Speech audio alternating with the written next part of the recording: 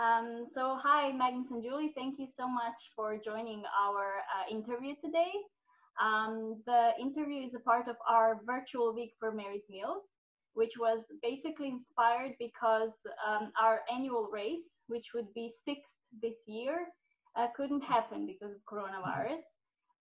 But we wanted to give our supporters activity that they can join even in this time of separation and inability to create physical events.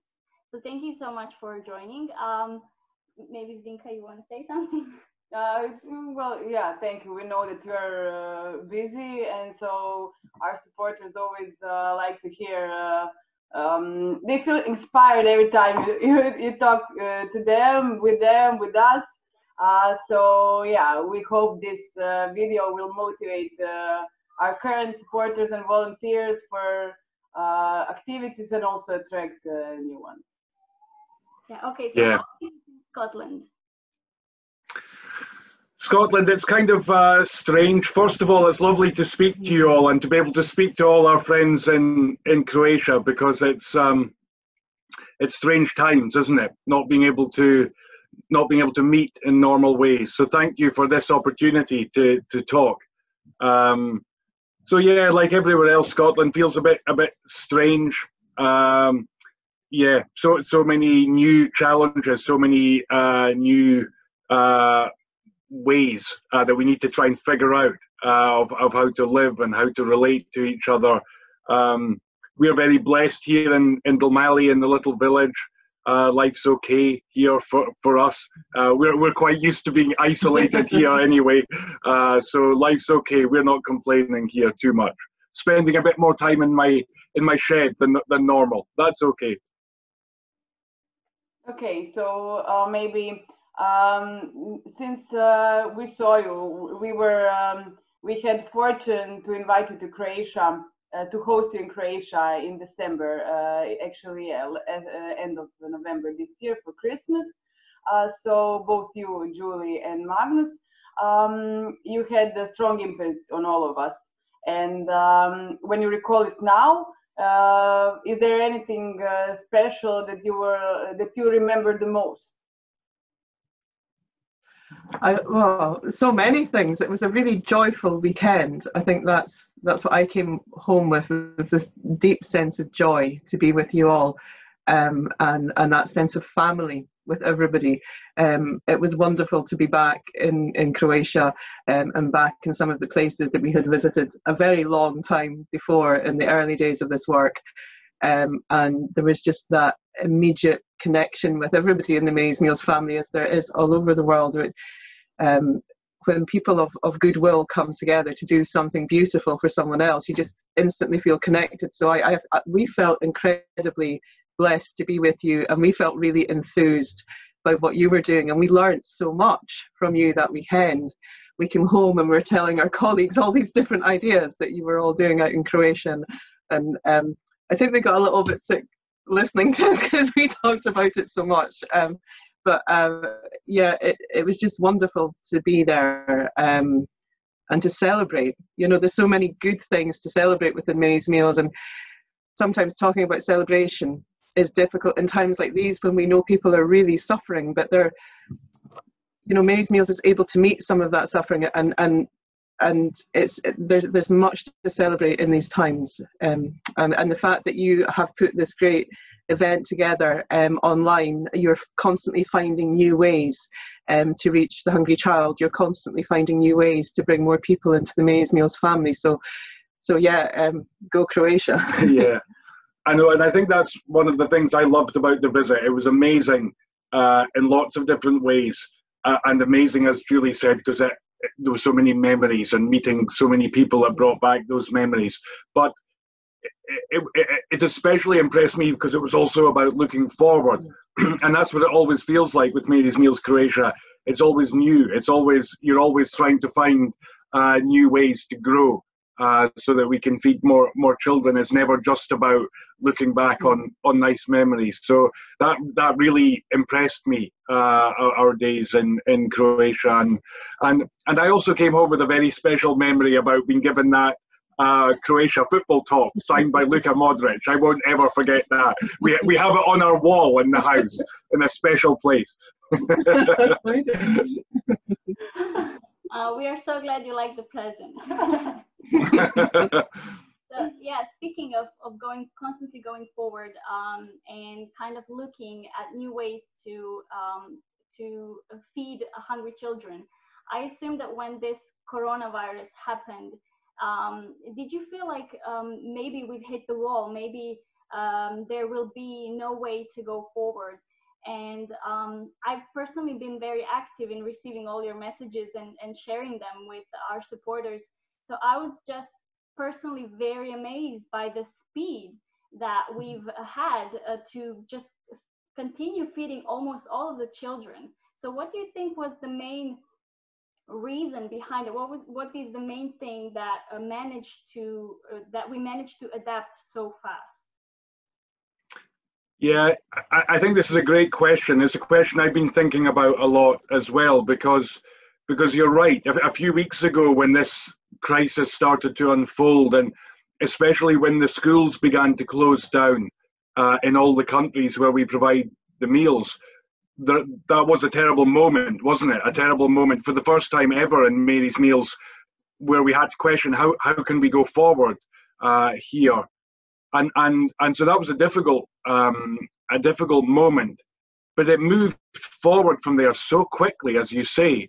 Our teams in program countries just began to come up with the solutions in their countries so quickly. You know, very, very quickly we recognized that for those children that we feed in a place of education, their new place of education had become their homes. And we also recognize that while maybe for good reason sometimes you can suspend the school feeding program or suspend the schools rather, you can't suspend the feeding of children for any length of time. So there was that real sense of urgency that I'm sure we all felt about how do we very quickly find that solution. And so by talking with the governments and the authorities, talking with the community leaders, very quickly those solutions were found in very difficult situations.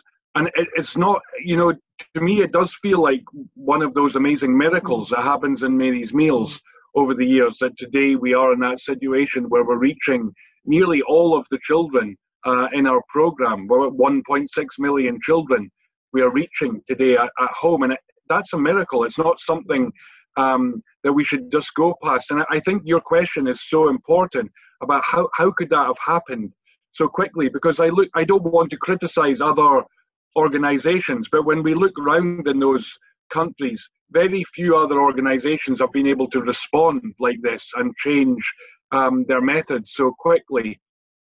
And I don't fully understand it, but I do feel a big part of it is our sense of identity, our vision, our focus. We're so clear about what Mary's Meals is, all of us. We have such a strong shared vision. When this situation developed, we were still very clear what we had to do. We had to provide one meal every day for those children. We had to do it. And so there was no ambiguity, no confusion about that. And also just, you know, we've talked so much over the years about our promise to the children, how that means everything to us, that we keep that promise. So there was no big debate in Mary's Meals, in our teams in different parts of the world about that. We all knew we had to do whatever it took to keep the promise. So it's an interesting thing. And, you know, I know over the years we've talked a lot about our values, about what makes Mary's Meals different. And sometimes maybe that feels like we almost talk about that too much, or maybe sometimes people think, why do we talk about this so much, you know, when the mission is so simple? I feel these days have really shown us why it's so important to be rooted in those values, in our identity, in our what makes Mary's Meals special, you know. Yeah, to me, but there's another part of this as well, which is about God's providence, God's great love for Mary's Meals, that He keeps working these miracles through Mary's Meals that I can't anyway fully fully explain this. It really does feel like a miracle. I couldn't agree more. Sorry. I couldn't agree more. It really is miraculous, and it's a testament to the beauty of Mary's Meals and every single person involved in this, that people didn't stop. In fact, even before the schools closed, they were already thinking, how will we reach the children? They could see it coming. It's real love in action, isn't it? That's what it is. It's real love, you know. You haven't stopped loving the children. We haven't stopped loving the children. The people who provide the meals haven't stopped loving the children. We really are loving these children as we're called to, but only because our love comes from above and powers everything. Yes, it really does. It's not just a job, it's a responsibility. It's not just volunteering. There's actual love for each individual child. I feel like it's different. And the way that you said, Magnus, we don't want to criticize others or other organizations, but I really do feel that what divides Mary's Meals is the actual kind of love for every individual human being. We don't see it as we're trying to change the world. No, we're just trying to feed that child. It's not about big actions and big things. It's very simple. And that's why we are always finding ways to continue feeding, to continue overcoming all the hardship on our ways. So thank you so much for this explanation. No, well, thank you too for those words, because it's so true. I think, you know, maybe we've talked about this before, but to me, Mary's Meals, first of all, always feels like a gift, you know, that just something unexpected that was given to us all. And we continually kind of unwrap the gift and understand more about it. You know, we never fully understand it, but we understand a little bit more all the time. And I think this experience these days, it's teaching us so much.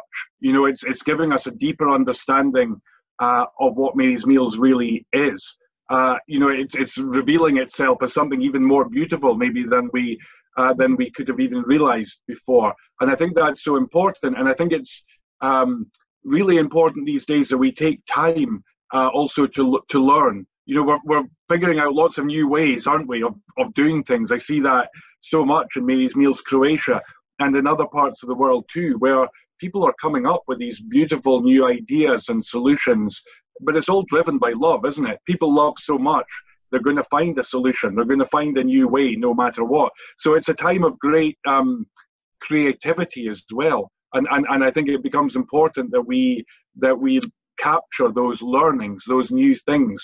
I don't think at the other end of this crisis, Mary's Meals will look the same as it did when we went into that. And I mean that in a very good, exciting way. Can I add something maybe? For example, when you come in front of a wall, when you're afraid that your mission won't succeed, that it won't continue, when you find lack of motivation, is there something simple that you could share with us, with our supporters? What do you do? How do you find courage and the strength to continue doing what you're doing? Maybe Julie, Magnus, both of you. Yeah. I would say pray, really. You know, it's Mary's Meals only exists because of prayer. Prayer came first in this, and prayer is the grace and the strength in this, and it's the love that flows through this, and it's so always pray, always. Yeah, no, that's right. Because I think when we pray, not, you know, obviously this mission of ours, it's universal. There are many people of different faiths, and maybe people who don't pray, and so people maybe find their strength in different ways.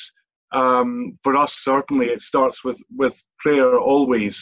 But there's that thing we spoke about as well, which is our experience all these years. You know, that there's always a way. You know, I think all our experience these years from the very beginning shows us that we're serving something bigger than us. You know, and you know, whether we get our strength from God, those of us who are believers, or whether we get our strength just from all the little acts of love that we see all over the world. Because certainly more than ever these days, I've had this sense of amazing kind of awe, amazement at least, about the Mary's Meals family, about how strong it is, how creative it is, how loving it is.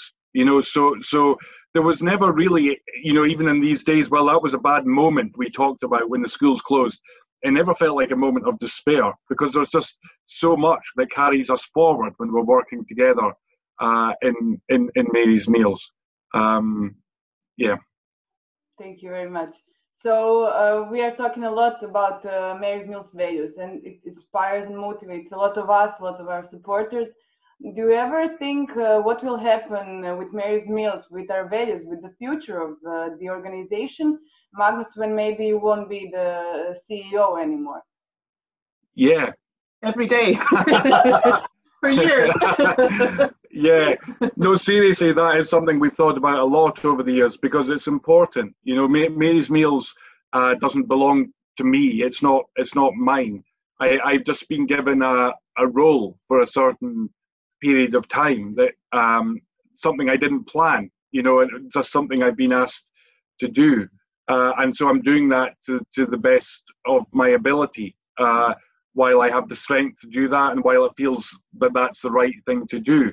But I've no doubt that Mary's Meals is something that will last long after me being the CEO. And so a lot of my work these years tries to focus on that. So, for example, when we talk about our values and the time we've taken to write down our values, the time we take to ensure that people in the Mary's Meals family understand our values, that's so important about the future, because when something begins when it's young, like Mary's Meals, and the founder's still the CEO, you can get away with a lot of things. You know, you can talk about things, you can influence things in a way that won't be possible in the next stage of the journey. And that's why it's so important that these things are really shared by all of us, the most important things about our values and our identity. But, you know, even that question you ask about, you know, beyond me being the CEO, I see so much growth and reasons to be very optimistic and even excited about that next stage, because I just look around the Mary's Meals family and I see so many amazing leaders growing everywhere. It's a beautiful thing to see. You know, even you two people over the years I've known you, how you grow as leaders, and so many others like that in the Mary's Meals family. So I think about the future like that with great excitement, you know, about all these amazing leaders across the Mary's Meals family. Yes, that's great. I'm actually happy that that there's no fear in that, because as you said, there are so many people that simply love Mary's Meals that we cannot go wrong, basically. Yeah. Yeah. So I have a really good question that I'm very interested in and have been over the years.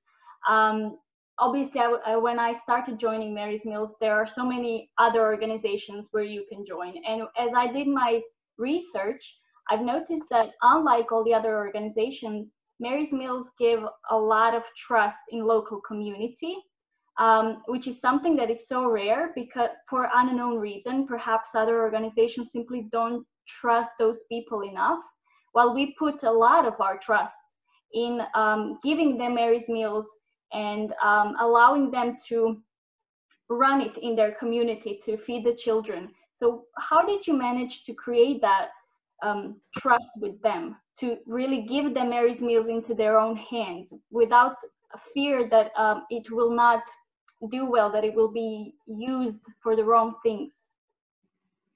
Sure. Yeah.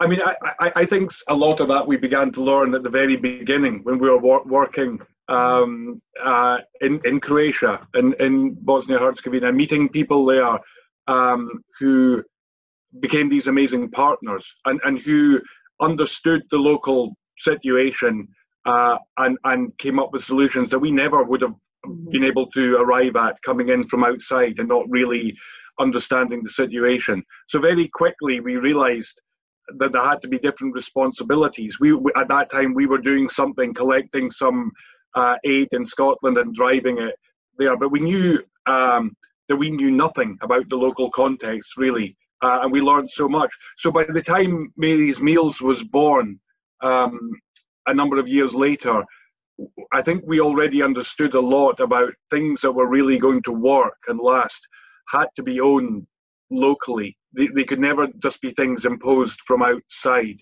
by someone who thinks they've got a good idea. You know, and I think it's a great question again, because I think it's so much part of the Mary's Meals approach.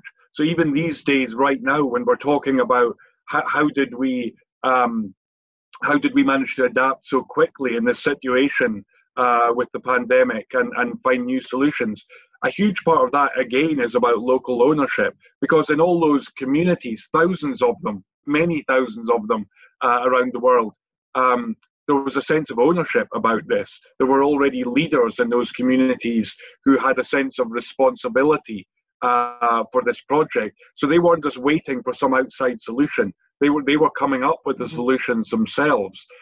So that local ownership is so important, and it's not just important in the places where we deliver the meals. It's important all over. Like we see it again, Mary's Meals Croatia is such a wonderful example where you've led this amazing movement in your country over the years, and nearly everything you do, you've thought up, you've created within Croatia, within your leadership, and then even within Croatia, I see that you're very strong on local groups in different parts of the country, being empowered to come up with their own ideas, to take responsibility locally. We loved going to Slobodski Brod, last November, and experiencing that and seeing how vibrant and amazing that group is. And I know you have many groups like that in Croatia.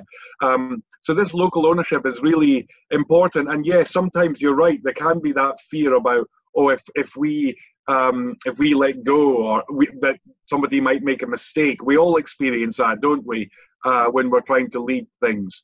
But so often we see the opposite. We see the best ideas don't happen.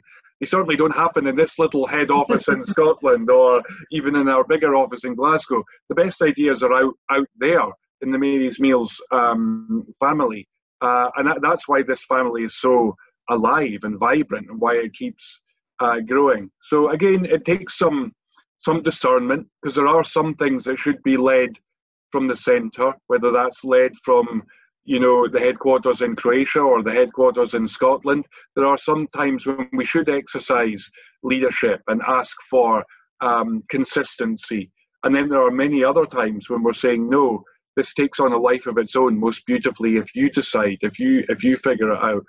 So there has to be some discernment between those two things as well. Okay, so as you mentioned, our volunteers, last autumn, we were fortunate enough to travel to Medjugorje together with the volunteers from Croatia and other parts of Mary's Meals family around the world.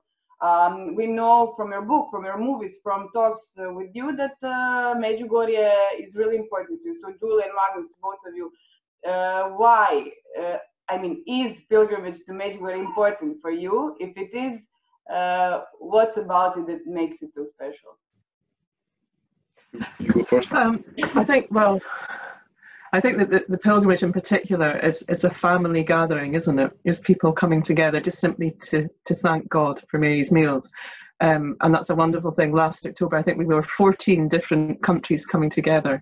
And again, the hallmark of Mary's Meals, it was a really joyful weekend. For some people who aren't familiar with pilgrimage, they have this idea of suffering and penance, and it's really miserable and everybody's looking terrible. But actually, it was the opposite. We joyfully celebrated and joyfully prayed together, and we were energized by being with each other. Medjugorje itself has always had the most special place in the Mary's Meals family, and always will. It is a source of great grace for Mary's Meals.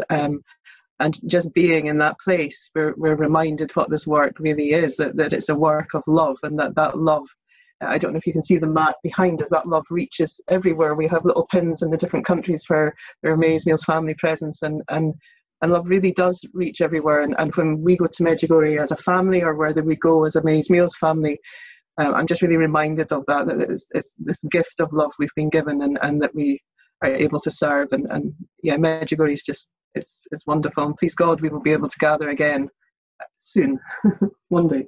Yeah, it is. This work is a fruit of Medjugorje. I have no doubt of that, you know, and yeah, for us as a family as well, we keep going back there when we can, because there's just so much grace there.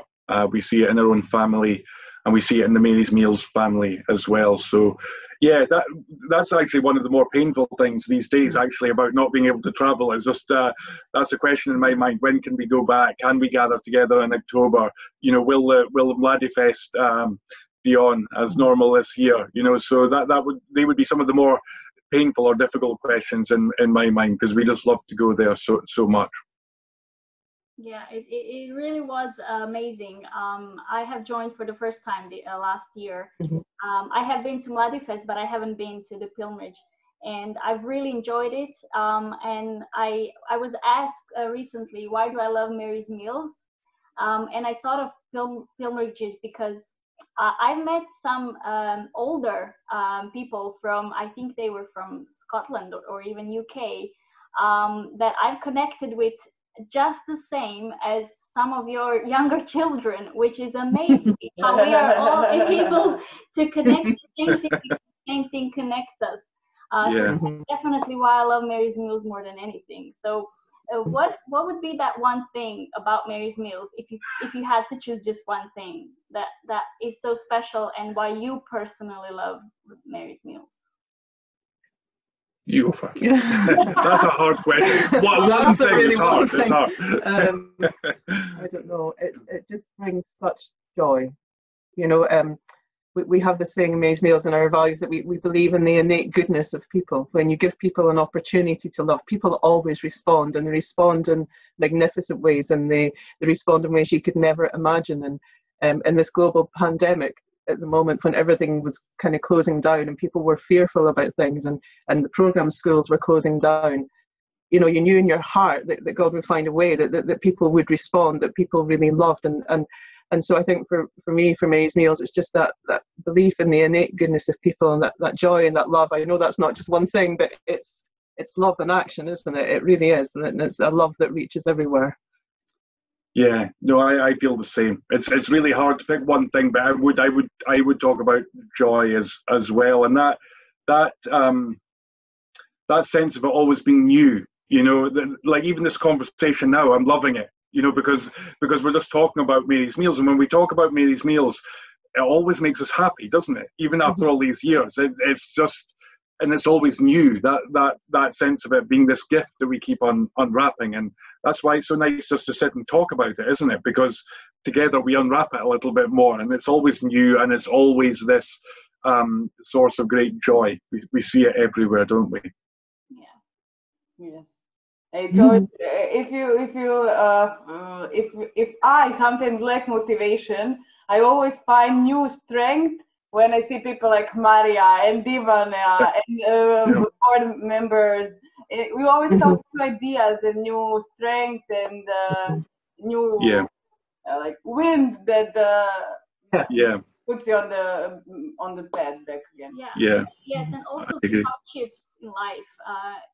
You know, we all go through some hardship, but when we think of Mary's Meals, it kind of makes us, well, we have a purpose, and our life does have a purpose, and there are people going through much harder things. And I was so blessed to meet Jimmy from Haiti, and to hear his story. And every time I feel sad when when just any kind of problem appears in my life, I remember how those children come from nothing and they become something, and they manage to go through that hungry and without parents or with very little money.